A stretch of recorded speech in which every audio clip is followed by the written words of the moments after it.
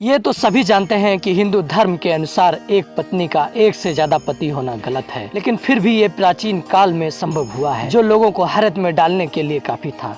महाभारत की द्रौपदी किसी परिचय की मोहताज नहीं है। द्रौपदी का जन्म कैसे हुआ, उनका विवाह पांचों पांडवों से कैसे हुआ और उन्होंने अपने पांचों पतियों के साथ पत्नी धर्म कैसे निभाया, आइए जानते हैं इस वीडियो के माध्यम से। द्रौपदी राजा द्रुपद के हवन कुंड से तब जन्मी जब वह अपने दुश्मन द्रोणाचार्य के वध के लिए पुत्र प्राप्ति का यज्ञ कर रही थी। उस यज्ञ के हवन कुंड की अग्नि से एक पुत्र तो जन्मा ही था, साथ ही द्रौपदी का भी जन्म हुआ था। द्रौपदी के स्वयंवर के बारे में तो हर कोई जानता ही होगा।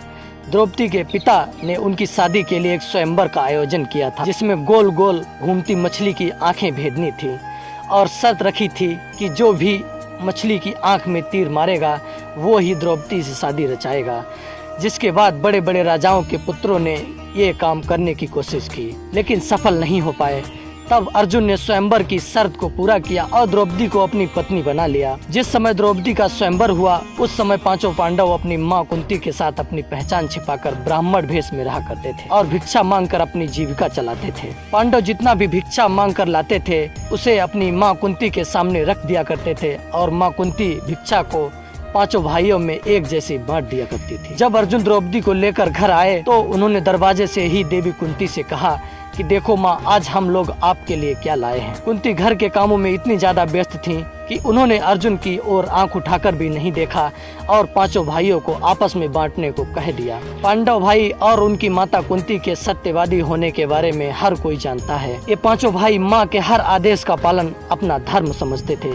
अपनी माँ के इस आदेश के बाद पांचों भाई उलझन में पड़ गए, लेकिन जब कुंती ने द्रौपदी को देखा तो वो खुद आश्चर्य में पड़ गईं और सोचने लगी कि ये मैंने क्या कह दिया। परेशान होकर उन्होंने अपने पुत्र धर्मराज युधिष्ठिर से कहा कि कोई ऐसा रास्ता निकालो जिससे द्रौपदी का कोई अनर्थ भी ना हो और मेरे मुंह से निकली बात भी झूठी ना हो।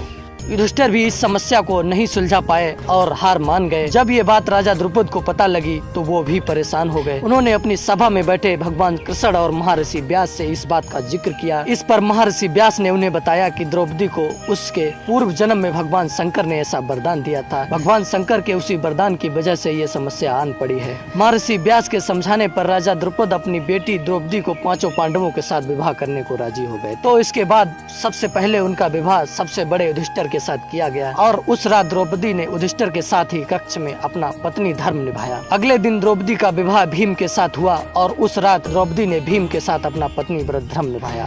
इस तरह अगले दिन अर्जुन, नकुल और फिर सहदेव के साथ द्रौपदी का विवाह हुआ और इन तीनों के साथ भी द्रौपदी ने हर एक दिन और अपना पत्नी धर्म निभाया। सोचने वाली बात यह है कि एक पति के साथ पत्नी धर्म निभाने के बाद उसने अपने दूसरे पतियों के साथ पत्नी धर्म कैसे निभाया होगा। इसके पीछे भी भगवान शिव का ही वरदान था। जब भगवान शिव ने द्रौपदी को 5 पति प्राप्ति होने का वरदान दिया था तब ये भी जानते थे कि एक पति के साथ पत्नी धर्म निभाने के बाद बाकी पतियों के साथ धर्म निभाना असंभव है।